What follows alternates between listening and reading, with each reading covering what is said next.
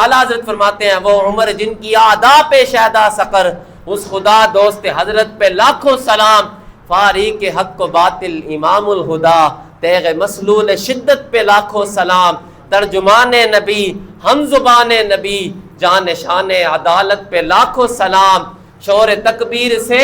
تھر تھر آتی زمین، جنبش جیش نصرت پہ لاکھوں سلام۔ میں میرے آقا و مولا نے ارشاد فرمایا انی لانظر الی شیاطین الجن والانس قد فروا من عمر، حضور نے فرمایا میں دیکھ رہا ہوں کہ سرکش شیطان اور شیطانی انسان حضرت عمر کے رعب اور دبدبے سے بھاگ رہے ہیں۔ وہ حضرت عمر جن کے بارے میں میرے آقا نے فرمایا ان اللہ جعل الحق علی لسان عمر وقلبہ، حضور نے فرمایا بے شک اللہ تبارک و تعالی نے عمر کے دل میں بھی عمر کی زبان پہ بھی حق کو جاری فرما دیا۔ وہ حضرت عمر جن کے بارے میں میرے آقا و مولا نے فرمایا عمر سراج اہل الجنہ، فرمایا عمر اہل جنت والوں کے چراغ ہیں۔ وہ عمر جن کے بارے میں میرے آقا و مولا صلی اللہ تعالیٰ علیہ وسلم نے ارشاد فرمایا آسمان کا ہر فرشتہ عمر کی تعظیم کرتا ہے اور زمین کا ہر شیطان عمر سے لرزتا ہے، عمر سے خوف کرتا ہے۔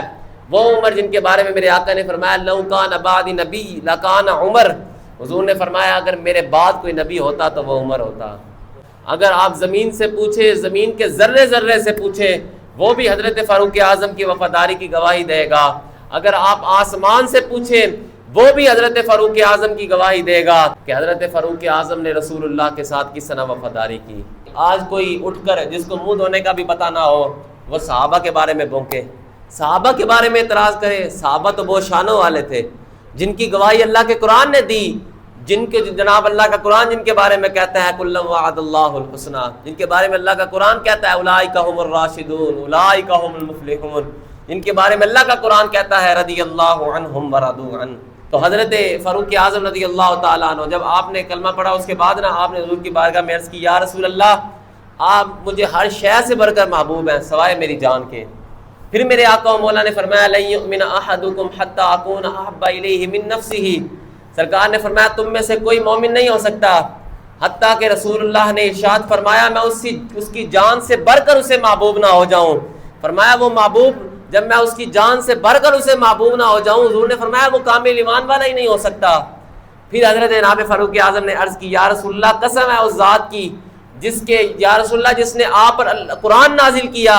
یا رسول اللہ آپ مجھے میری ذات سے بھی زیادہ محبوب ہیں۔ اس وقت میرے آقا و مولا نے ارشاد فرمایا الآن یا عمر، اے عمر تیرا ایمان کامل ترین ہے۔ جب حضرت عمر نے کہا یا رسول اللہ مجھے تو آپ میری جان سے بھی بڑھ کر محبوب ہو گئے، ہر شے سے بڑھ کر محبوب ہو گئے، پھر میرے آقا نے فرمایا اے عمر تیرا ایمان بھی کامل ترین ہو گیا۔ آپ سوچئے کہ آپ کی اور میری عزت اسلام کی وجہ سے ہے، لیکن میں ان کی بات کر رہا ہوں جن کا نام لے کر میرے آقا و مولا نے اسلام کی عزت مانگی۔ میرے آقا و مولا نے ہاتھ اٹھا کر دعا کی اللہم اعز الاسلام بعمر بن الخطاب، یا اللہ اسلام کو عزت دے عمر کے ذریعے۔ آپ کی اور میری عزت اسلام کی وجہ سے ہے، اور ادھر میرے آقا و مولا دعا مانگ رہے ہیں یا اللہ اسلام کو عزت دے عمر کے ذریعے۔ حضرت عمر نے حضرت عباس جو کہ حضور کے چچا ہیں، انہوں نے اس وقت اسلام قبول نہیں کیا تھا، تو حضرت عمر نے حضرت عباس سے کہا اے عباس اگر آپ اسلام لے آئے، حضور کے چچا جو تھے، اگر آپ نے ایمان قبول کر لیا، آپ اسلام لے آئے، تو آپ کا اسلام لانا مجھے میرے والد کے اسلام لانے سے بھی زیادہ پیارا ہوگا، زیادہ پسندیدہ ہوگا۔ آپ اسلام لے آئیں گے تو حضور علیہ الصلوۃ والسلام کے لیے یہ بڑا خوشی کا باعث ہوگا۔ میرے والد کا ایمان لانا بھی اگرچہ حضور کو خوشی ہوگی، لیکن جو آپ کے ایمان لانے سے حضور کو خوشی ہوگی وہ بہت زیادہ خوشی ہوگی۔ وہ جن کے بارے میں میرے آقا نے فرمایا اصحابک النجوم فبأیہم اقتدیتم اہتدیتم، سرکار نے فرمایا میرے صحابہ ستاروں کی مانند ہیں، تو ان میں سے جس کی بھی پیروی کرو گے فلاح پا جاؤ گے۔ اعلیٰ حضرت نے فرمایا نا اہل سنت کا ہے بیڑا پار، اصحاب حضور نجم ہے اور ناؤ ہے عطرت رسول اللہ کی۔ درہ منصور کے اندر اور دیگر تفسیر کے اندر موجود ہے کہ ایک یہودی اور ایک نام نہاد مسلمان منافق شخص، وہ اپنے آپ کو مسلمان کہنے والا، وہ آپس میں جگر رہے تھے، وہ جگڑتے جگڑتے فیصلہ حضور کی بارگاہ میں آ گیا، بڑی بارگاہ میں آ گیا، تو حضور علیہ الصلوۃ والسلام نے دونوں کی بات سنی، فیصلہ یہودی کے حق میں کر دیا۔ وہ جو نام نہاد مسلمان تھا نا، وہ بات سن کر کہنے لگا میں یہ فیصلہ مانتا ہی نہیں ہوں، میں یہ فیصلہ مانتا ہی نہیں ہوں۔ وہ اٹھا فیصلہ لے کر حضرت عمر کے پاس چلا گیا۔ جب حضرت عمر کے پاس گیا نا، دونوں نے جا کے اپنی بات سنائی، تو وہ یہودی کہنے لگا اے عمر حضرت امام الانبیاء صلی اللہ تعالیٰ علیہ وسلم نے فیصلہ میرے حق میں کر دیا، مسلمانوں کے نبی نے فیصلہ میرے حق میں کر دیا، یہ نام نہاد مسلمان اپنے آپ کو مسلمان کہنے والا یہ فیصلہ نہیں مان رہا۔ تو حضرت فاروق اعظم نے فرمایا ٹھہرو۔ حضرت فاروق اعظم اٹھے اور آپ اندر چلے گئے، اندر جا کے ننگی تلوار اٹھا کر لے آئے اور اپنے آپ کو مسلمان جو کہنے والا تھا، جس نے رسول اللہ کا فیصلہ نہیں مانا، حضرت عمر نے اس کا سر تن سے جدا کر کے رکھ دیا۔ اس وقت قرآن کریم کی آیت مبارکہ نازل ہوئی، فلا وربک لا یؤمنون حتی یحکموک فیما شجر بینہم۔ اے حبیب، یہ ایمان والے تیرے رب کی قسم ہے، یہ ایمان والے نہیں ہو سکتے جب تک اپنے جگہ میں یہ آپ کو حاکم نہ بنا لیں۔ ثم لا یجدوا فی انفسہم، جب آپ فیصلہ فرما دیں پھر اپنے پیٹ میں جناب کوئی بات نہ لے کے آئے، رکاوٹ نہ پائیں اپنے اندر کوئی، اپنے دل میں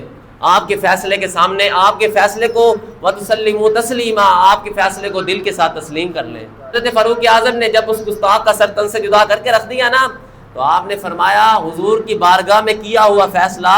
کوئی کسی اور جگہ جا کے چیلنج کرے، حضور کی بارگاہ میں کیا ہوا فیصلہ کسی اور جگہ جا کر چیلنج کرنے والا گستاخ کس سے نہ بچ سکتا ہے؟ جب حضور کی بارگاہ میں فیصلہ ہو چکا ہے پھر عمر کی بارگاہ میں فیصلہ اس کی تلوار کے ساتھ ہی ہوگا۔ جو حضور کا فیصلہ نہ مانے، فاریق حق و باطل امام الہدا، تیغ مسلول شدت پہ لاکھوں سلام۔ حضرت فاروق اعظم رضی اللہ تعالیٰ عنہ آپ وہ تھے کہ جو عدل و انصاف کے پیکر تھے۔ جب تخت میں بیٹھے ہوں عمر، پھر نیچے جناب ذرا برابر بھی بندیانتی نہیں ہو سکتی۔ جب تخت میں ظالم بیٹھا ہو پھر نیچے جناب شہر کے شہر بھی اجڑ جاتے ہیں، بستیوں کی بستیوں بھی اجڑ جاتی ہیں، علاقے کے علاقے بھی اجڑ جاتے ہیں۔ اگر تخت میں بیٹھے ہوں عمر، پھر ایک پتا بھی عمر کی مرضی کے بغیر نہیں ہلتا۔